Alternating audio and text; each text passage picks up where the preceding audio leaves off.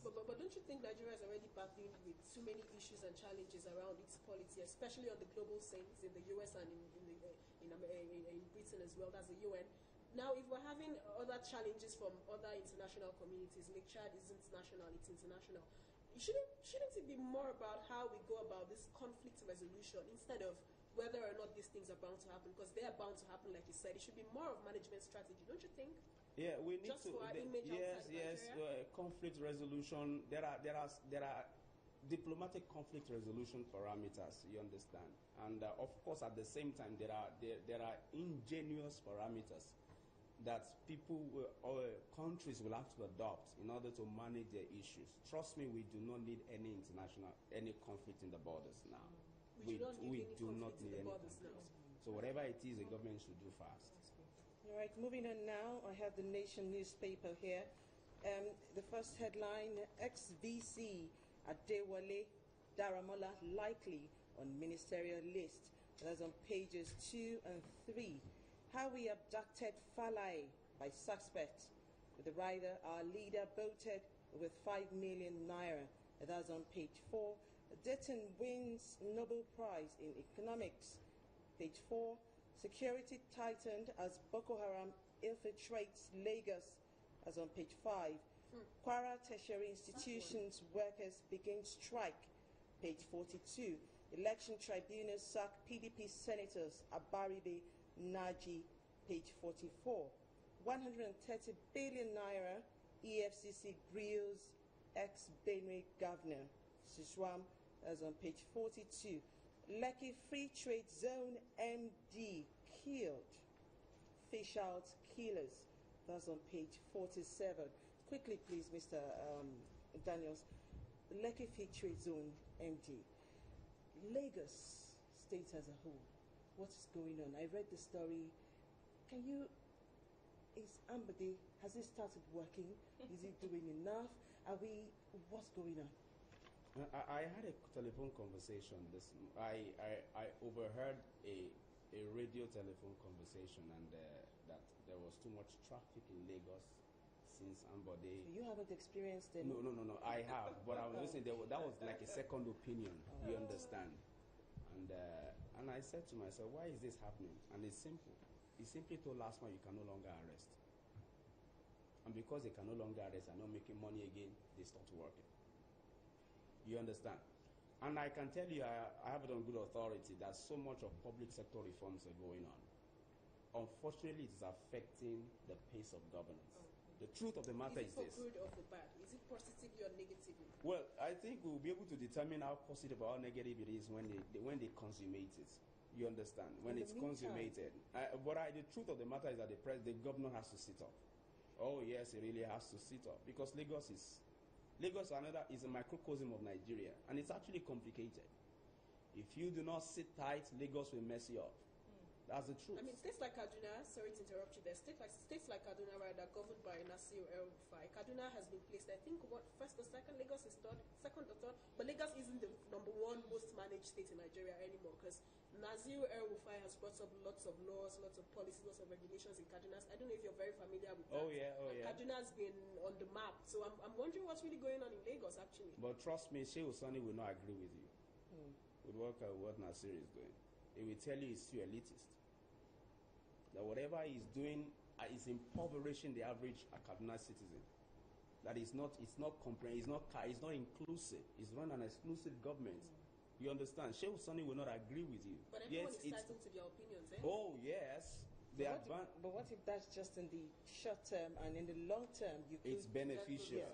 But you see, you also want to look at it from this angle. Government, as dispassionate as government might want to be sometimes to get things done, there must be a human face to it. Everybody needs to be carried along to an extent. Even if not everybody, at least 85% of people. You see, the moment there is a perception of exclusion, it's a recipe for disaster in any entity. Yemi Daniels, the issue of the what's it called, the free trade zone boss is really very imperative. Now, if I want to look at this in a more organized climb, in a more international climb, like in Australia, they refer to some people as aboriginals. In Nigeria, we call them omoniles and so on and so forth. what of the Omonile factor? For instance, in any village, in any rural area in Nigeria, you have a particular set of people who would come out and say, this land belongs to us. This land belongs to us. If someone is coming to intrude, or the sense that there's an intruder in the land, there's war, there's confusion, there's chaos. So in such instances, is this part of, would you say it's the government, or you'd say it's the traditional sector? Primarily, where would you place all of this? I have a perception. One of the challenges I have with government at the moment, of so far that Nigeria has existed, is the fact that we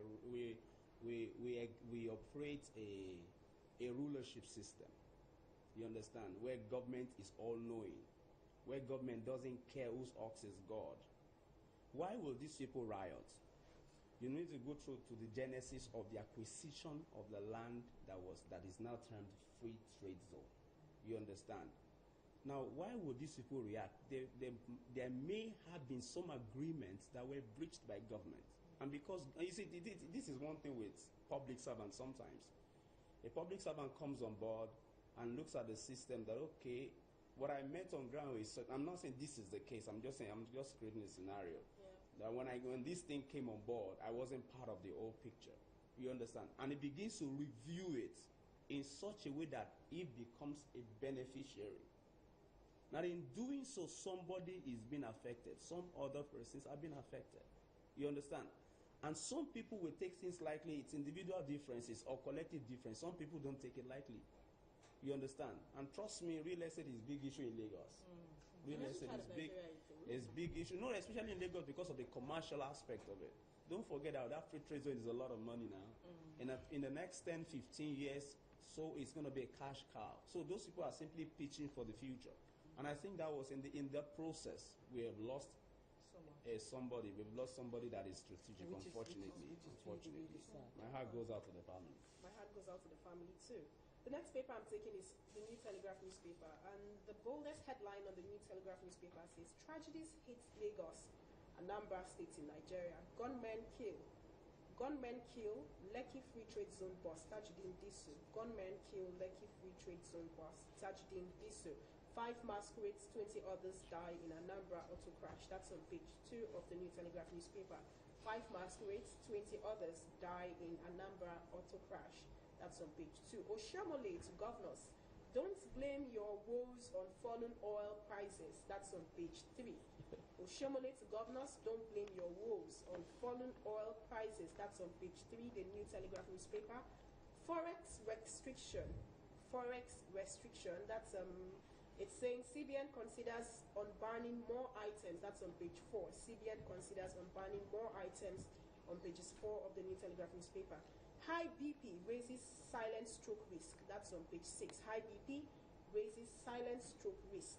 EFCC quizzes Suswan, NAFDAC boss. That's on page 3 of the New Telegraph newspaper. Boko Haram, Obasanjo leads Colombian security experts to Buhari. That's on page 3. Obasanjo leads Colombian expert securities to Buhari. This is from the DSS, and it says Falaye's kidnappers got 5 million naira ransom. That's on page 6. Contrary to what we heard, Falaye's kidnappers got 5 million naira ransom. That's on page 6. Oyinlola, Akeredolu, Odimegu, 12 others make second cabinet list. Screening of first batch of 21 nominees begins. Committee probes petition against Amici. Committee probes petition against Amici. That's on pages 3 of the New Telegraph newspaper. Very quickly, I'd like to talk on the Boko Haram issue. It couldn't be overflooded. So this says Obasanjo leads Colombian security experts to Buhari. That's on page 3. I mean, there's been lots of international collaborations between Nigeria and other communities, and the ex-president, it seems like he's really involved in this warfare. It seems like he's really concerned about it. But I keep asking, for how long will we continue to do the much of talk and less of actions? How are we really fostering agreements between Nigeria and other international communities as far as insurgency is concerned?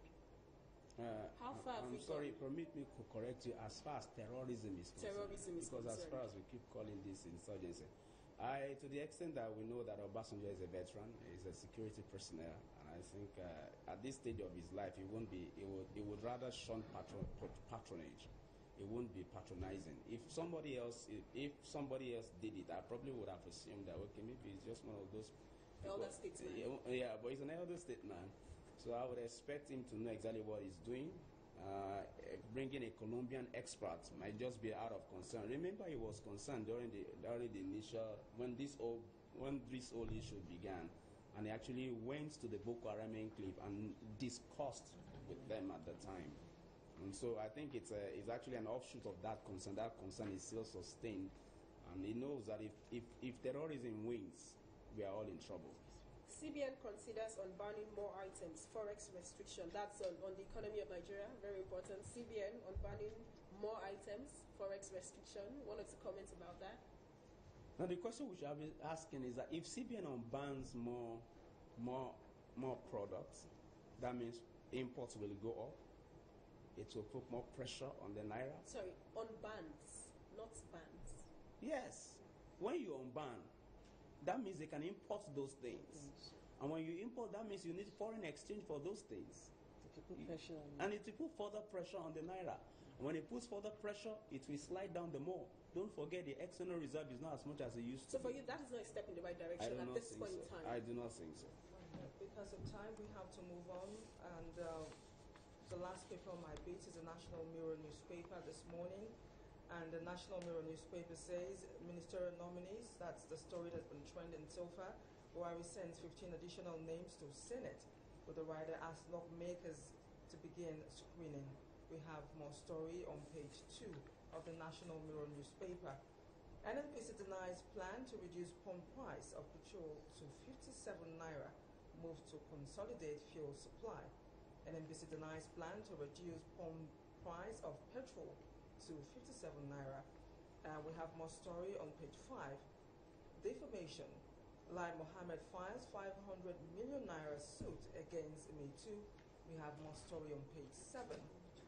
EFCC grills ex-Benue Governor Suswam over alleged graft. We have more story on page 12. Tribunal sacks Enugu senator. We have more story on page 10 of the National Mirror newspaper. President commended over Kemi Adeosun's ministerial nomination. May man finance ministry. And finally, we have Alame Siga. Bayelsa declares a 7-day mourning. More story on page 11. Now, out of this story, the one I really wanted to talk about is the role of women in politics. President commended over Kemi Adeosun's ministerial nomination. Why would he be commended? Women have played so much fantastic, major, particular, peculiar roles in politics in Nigeria right from the onset and up till now. Let's put Virgin aside. That charter, that agreement has not been followed. And I don't see the reason why the president should be commended for what he's doing, because this is the right thing to do. And I still feel that we do not have more women. I would ask you, do you think it is high time Nigerians come to the fact that women need, the women as a whole need to be recognized in the affairs of the country? Interesting. It's unfortunate that Nigeria has not understood that the more you shortchange women, the more you shortchange the nation. And that is more than half the population of Nigeria, if I may say. And if that's the case, that means we are shortchanging ourselves by the half. You understand? Half? Yeah, we are shortchanging ourselves. If we were supposed to get some 5, if we were going to say numerically, something was supposed to be half, so we end up getting 2.5 because we're not giving allowance to women to exhibit whatever it is that they have to contribute. I salute the Nigerian woman to a very large extent. There was a report recently that I think it was a World Bank report that talked about the industrious women across the globe. The Nigerian woman came first. The Nigerian woman came first. Now the women, in spite of the odds, have been able to conquer territories, have been able to add as much value. I see no reason why they are not in the mainstream the way they should be. I think it's a conspiracy, if you ask me. There is this psyche that we men. It's unfortunate. I want to ask you, is it, do we need to make it part of our constitution? Because I know in Kenya, there's a constitution, there's a law that says a particular, percentage of elective positions should be left for women. In Rwanda, the same thing. Do we need to make that, a systemic thing, such that, if you're going to get 12 ministers, for example, half of it should be women, or a quarter of it should be women? Do we need that kind of system in Nigeria? I would have preferred a situation where men, legislating things do not actually. Sometimes I have a problem. I sometimes do not think legislating things will solve the problem. And you ask me why. There are so many laws in the Constitution that has not been enforced. So I think it borders on the man at the helms to do what is right. For crying out loud, the former president did a lot for women. Quite a number of women were in that cabinet. And I didn't expect anything less from this government. We are seeing the other side of it. I beg to differ. Now, unfortunately, like you said, we're seeing the other side of it. But a few persons would say you pick or you elect people you are comfortable working with. We are all targeting the best for Nigeria. Like, we're all targeting one course, Nigeria to be better, change person.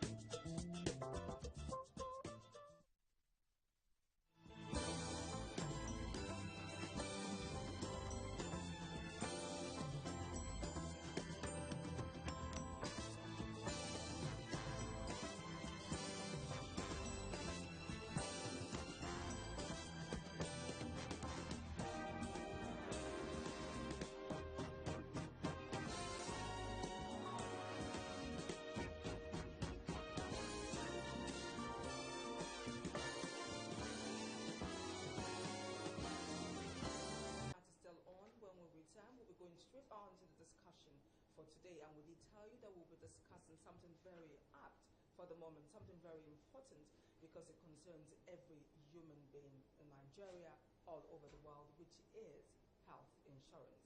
We'll be right back. Jersey? Ready. Boots? Ready. Shin guards? Ready. Milo? Now you are champ ready. Buy the Milo Champ Ready Pack and you'll get one of 3 collectible Milo Champ Shakers available at supermarkets and stores near you. Offer valid while stock lasts. Milo, the energy food drink of future champions.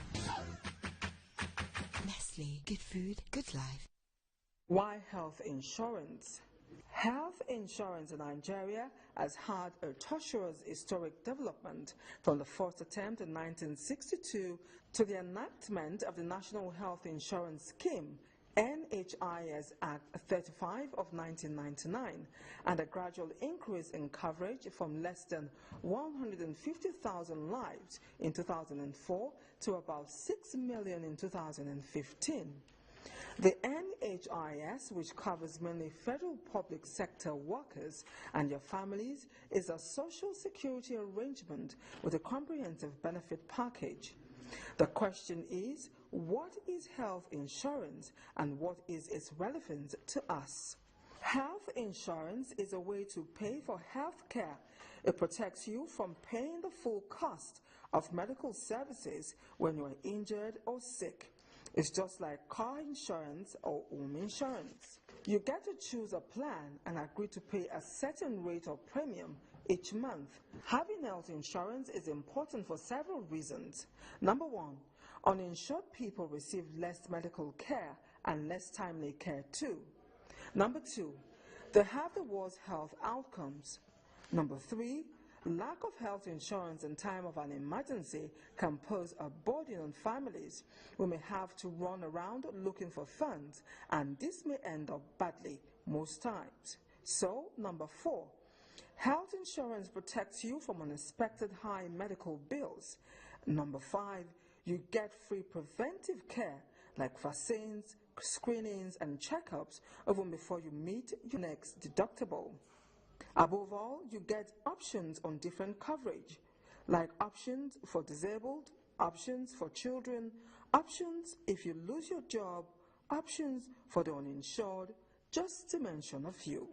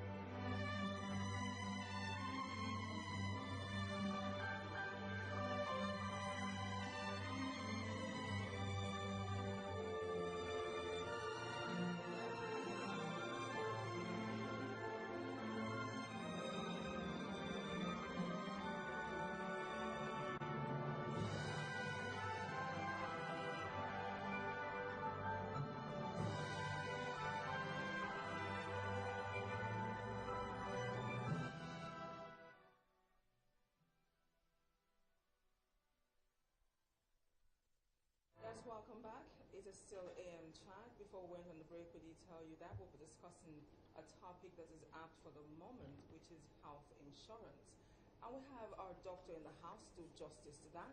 It's not someone that's well new on the field and someone you know very well. His name is Dr. Mibawandun. Such a pleasure to have you this morning with us. Thank you. Before we came on, I was saying you were so versatile. Besides giving people injections and cutting people up, there are other things that you know to do. So Romali, I know you're keen to ask the first question. You did all the research all through the night. I can see. Please you don't said go there. you were going to ask the question, so go ahead, girl, and ask your question. All We're right, not here. we're just going to start right from the basis. Health insurance. What does it mean? How do we benefit from it? How do we access it in Nigeria? Thank you. One of the main problems of healthcare delivery in anywhere in the world is cost. Financial restriction put a lot of impediment to accessing health and if actually quality health. And we find that in this part of the world, most of the payment for health services is what we call out of your pocket. You have to get there, dip your hand into your pocket, and pay for healthcare. That has its own real problems because the disposable income available to the family is not that much. And then now you're putting your hand in your pocket and then paying for healthcare.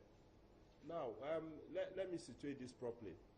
Even if you have an average family, that's okay, this is family that's, middle class. They stay in their own house. They have 2 cars. The 2 children are going to school, very good school. And suddenly, the breadwinner of the family is hit by a health catastrophe, okay? A health crisis. Let's say the breadwinner has, massive stroke, or the breadwinner has a cancer. What that one does is that, it imposes free burden on the family. One, the breadwinner cannot make money. Secondly, the breadwinner cannot provide for the family. And then thirdly, the breadwinner has to look for money, despite the fact that he cannot make money, has to look for money to cater for this health challenge. So what will happen is that probably sell his car as the time goes on, probably sell his house as the time goes on, and probably the children may have to drop out of school. So you can see reversion of somebody who is who you look at as a middle class person reverting to a poor person because of a health challenge. Okay, so if you look at it from that perspective, and let's face it, here we are. You are not going to remain healthy perpetually. I put that a paraphrase here. You are not going to remain healthy forever because as you grow older, some certain functions of your body needs to deteriorate and degenerate, and then you have to maintain before you die. So now, what health insurance does is simply this: you hedge, you put some little fund, small amount of money in a place, an insurance scheme. And then at any point in time, you have access to do your checkup. You have access to get treatment, depending on the plan you're having. You have access to other health needs that may happen, including your family, because the health insurance scheme covers the family and 4 children under the age of 18. When you're above 18, then you have to seek for, maybe an university or higher institution, you have to seek for the tertiary insurance scheme. That one is another thing on itself. So, but what the health insurance does essentially is to ensure that, we're protecting you, even if we are putting aside 300, 200 naira every month. Because when we pull the money, let's say we have 1 million people putting 300 naira, so we're going to have like 300 million every month. We are guaranteed that not all the 1 million people will fall sick at the same time. And secondly, even if they fall sick, their kind of sickness will be different. So we have a pool of money to use to treat any one of them that falls sick very well. Because let's face it, health is capital intensive. We can't just run away from it. Anything we're trying to do now, we're just trying to beg the question. It's capital intensive. You don't want to provide a first-class health care delivery with a third world finance. It's going to be difficult. You probably need funders. You probably need subvention. You probably need people to really come in and do something, because here you are, even the checkups, even let's say immunization and vaccination takes a lot of money. The logistics itself, the drug itself, the administration, it's a lot of money. It's either somebody comes in or you provide it yourself. And then the interesting is that there's no discrimination in health. If somebody suffers stroke in a village in Niger Delta, okay, the same treatment applies to that suffers stroke in the White House. Exactly. Okay, so again, health has no discriminating thing. It's not that you are going to use this kind of cheap thing to treat this person and use that expensive thing to treat that person.